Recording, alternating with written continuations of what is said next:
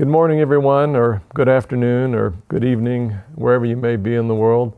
It's my pleasure to take just a few minutes and to share with you a little bit of the happenings at doTERRA and maybe some of the things that'll be forthcoming here in the next several weeks as we deal with this global crisis.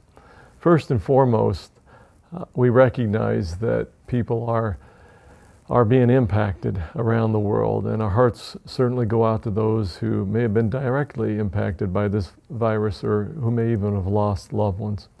I'm grateful to say that our employees, of which we have about 3,600 at doTERRA, none have been infected thus far, and we're thankful for that. We have around a total of 3,600 or 3,700 employees globally with doTERRA.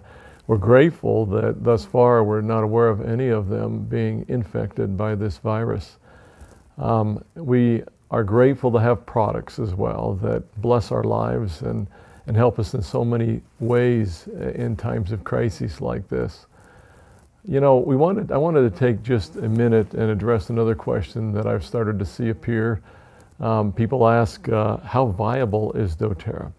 And what does our future look like? And are you going to be able to continue to deliver products? Are you going to be able to continue to manufacture products? Do we have enough essential oils? How do we look from a financial standpoint? Just to summarize very, very quickly, from a financial perspective, doTERRA is probably one of the most conservative and solid companies that you'll find. We've been preparing for this sort of a crisis or any other sort of an event for many years. And we are prepared to absorb different kinds of trials and difficulties that might come from something like this. I'll add, though, that I feel very fortunate that because of the industry we're in, because of the products that we have, perhaps doTERRA has not been negatively impacted by this global event in any way from a financial standpoint.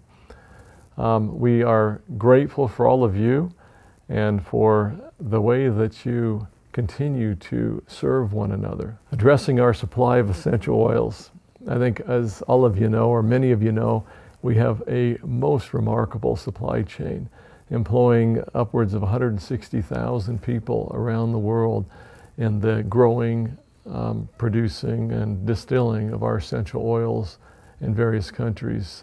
We feel a huge commitment to these people as well. But fortunately, we are not slowing at all. We have a significant supply of essential oils that we've been building over the years.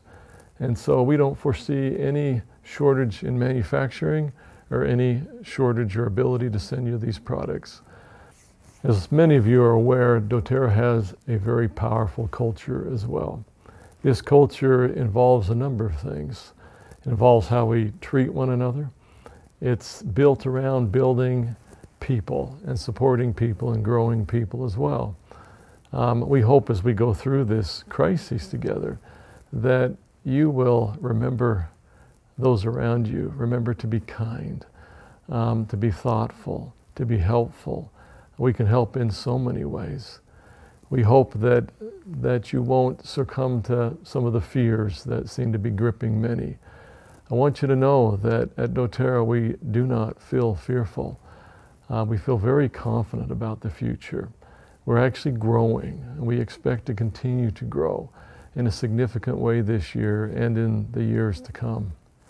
One of the things we did immediately when we were faced with this crisis was to develop some teams. These teams have been operating in a fantastic manner. Corey Lindley oversees one of these teams that involves people from all different parts of the company, and they work to react and to pivot very quickly to changes that happen on a daily and sometimes even an hourly basis. So thankful for how well they've been able to do. Also, Emily Wright and many of our marketing people also are moving ahead and trying to produce as quickly as possible some fantastic online education. This is something you'll continue to see more and more of coming out.